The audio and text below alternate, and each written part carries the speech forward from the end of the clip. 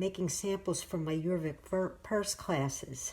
I was taught to make a nice deep image, and if you could see daylight through, that you wouldn't get nice even lines. Nice, deep, dark, even lines.